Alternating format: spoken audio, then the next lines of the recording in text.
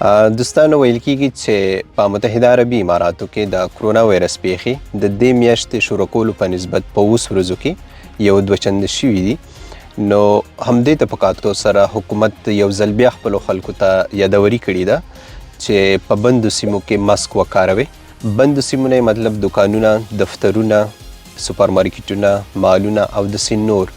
نو په دې سیمو کې تاسو لازمي ماسک وکاروئ. که په دې سیمه کې کم چم ماسک نه واچولې مسؤلو چارواکو لخوا ونیوی شو، دې ته به 3000 درهم مخالفه ورکړی شي. ما د خپلو واړو هیوادوالو څخه هیله ده چې کم بنده سیمه ده لکه وختي چې ما ذکر کړه، کم دکان ته ځئ یا دکان کې وئ یا کم شاپینګ مال ته ځئ یا کم دفتر ته ځئ، نو حتما تاسو ماسک وکاروئ، هسې نه چې 3000 جریمه درکړي. دغې سره بله د الحسن اپلیکیشن گرین پاس موضوع ده. دوستانو اوس مهال مطلب د نن څخه پس به ستاسو گرین پاس تر 16 ورځو پورې د اعتبار وړ وي. مخکې دا تر 10 ورځو لپاره خو اوس د نوي قانون له مخې کم چې د نن څخه شروع شو یاد گرین پاس به 16 ورځې د اعتبار وړي. ورسره کم چا چې کرونا وایرس مثبت ختلی دی، د دوی څخه غوښتنې شوي ده چې په خپله ځان کرنتین کړي.